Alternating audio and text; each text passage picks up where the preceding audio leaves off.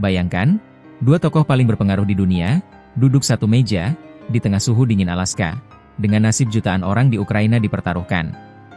15 Agustus, Donald Trump dan Vladimir Putin dijadwalkan bertatap muka dalam sebuah KTT bersejarah.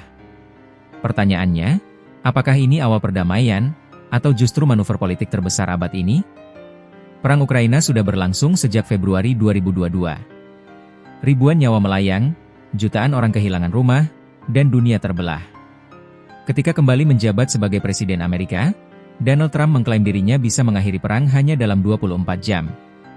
Sejak itu, Trump melakukan serangkaian langkah diplomasi telepon ke para pemimpin, mengirim utusan khusus, bahkan mengusulkan pertemuan damai.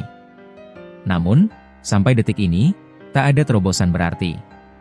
Semua berubah ketika Trump mengumumkan Alaska akan menjadi lokasi pertemuan puncak dengan Putin. Alaska bukan sekadar wilayah Amerika biasa. Ini adalah tanah yang dulunya milik Rusia, dibeli Amerika pada 1867. Secara geografis, jaraknya hanya dipisahkan Selat Bering dari Rusia, sebuah simbol kedekatan fisik antara dua kekuatan raksasa ini. Kremlin menyebut Alaska sebagai lokasi logis untuk pertemuan, dengan potensi kerja sama ekonomi. Namun, yang utama, ini adalah titik netral yang relatif aman dari tekanan diplomatik negara anggota ICC, mengingat Putin diburu surat perintah penangkapan internasional. Sebelum Alaska, ada beberapa kandidat lain, Uni Emirat Arab, Turki, Cina, bahkan India. Tapi semua punya kendala masing-masing politik, keamanan, dan simbolisme. Akhirnya, Alaska dipilih. Sebuah tempat yang dingin, tapi mungkin bisa mencairkan hubungan yang beku. Presiden Ukraina Volodymyr Zelensky mendorong agar pertemuan ini menjadi forum tiga pihak. Ia ingin duduk satu meja bersama Trump dan Putin. Namun Moskow tegas menolak.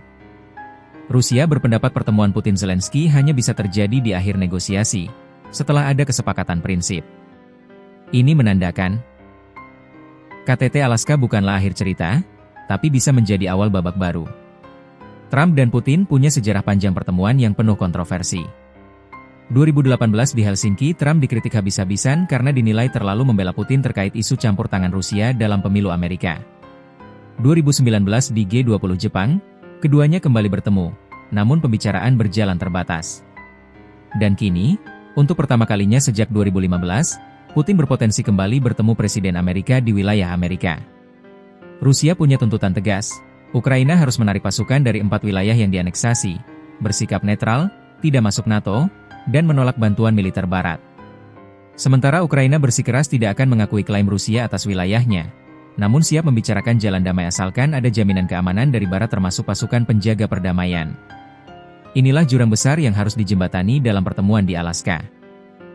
Akankah 15 Agustus menjadi hari perdamaian? Ataukah hanya akan menjadi panggung politik di mana dua presiden unjuk kekuatan, sementara rakyat Ukraina terus menderita? Apakah benar ada pertukaran wilayah seperti yang diisyaratkan Trump?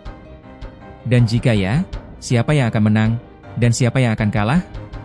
Sejarah telah mengajarkan kita bahwa pertemuan para pemimpin dunia bisa mengubah arah peradaban atau justru memperpanjang penderitaan. 15 Agustus, semua mata akan tertuju ke Alaska. Pertanyaannya, apakah ini awal akhir perang Ukraina? Sampai jumpa di video analisis selanjutnya, dan mari kita berharap dunia memilih jalan damai.